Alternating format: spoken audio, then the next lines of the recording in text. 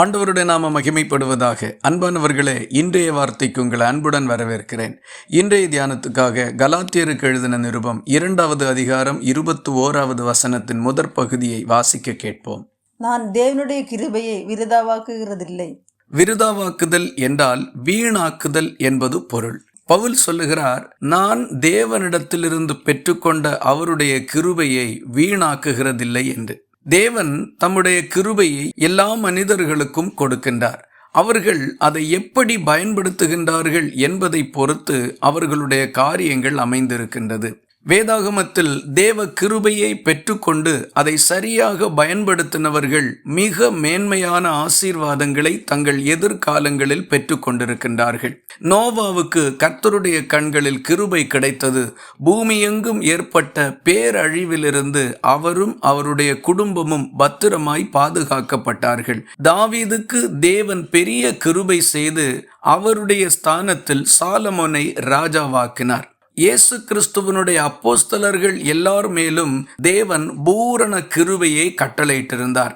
அந்த கிருபையின் நிமித்தமாக அவர்கள் இயேசு கிறிஸ்துவனுடைய உயிர்த்தெழுதலை குறித்து மிகுந்த பலமாய் சாட்சி கொடுத்து கொண்டிருந்தார்கள். அநேகர் ரட்சிக்கப்பட்டு கொண்டும் வந்தார்கள். உங்களுக்கு தேவன் கொடுத்த கிருபையை நீங்கள் எவ்விதமாக பயன்படுத்துகின்றீர்கள்? என்ன நோக்கத்தோடு கர்த்தர் தம்முடைய கிருபையை உங்களுக்கு கொடுத்தார் என்பதை உணர்ந்து கொள்ளுவீர்களானால் நீங்களும் இதுபோல மேன்மையான நிலைக்கு வர முடியும். ஒரு தாலந்தை வாங்கினவன் அதன் மேன்மையை புரிந்து கொள்ளாமல் நிலத்தில் புதைத்து வைத்துவிட்டு எஜமான் வந்தபோது அவரை குறை கூறி அவரிடத்தில் கொடுத்து விட்டான். அதனால் அவனுக்கும் பிரயோஜனம் இல்லை, எஜமானுக்கும் பிரயோஜனம் இல்லை.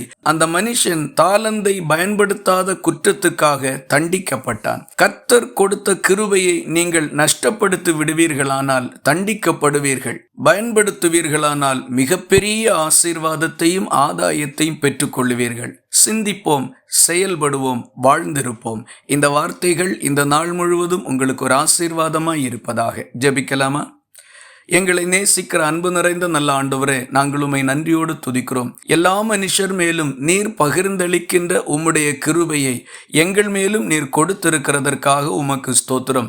நாங்கள் அதை சரியாக புரிந்து கொண்டு பயன்படுத்தி வாழ்க்கையில் சிறந்திருக்க எங்களுக்கு உதவி செய்தருளும். ஜெபத்தை கேட்டதற்காக ஸ்தோத்திரம். இயேசு கிறிஸ்து மூலம் வேண்டிக் கொள்கிறோம் அன்புள்ள நல்ல பிதாவே, ஆமென். கர்த்தர் தாமே உங்களை ஆசீர்வதிப்பாராக.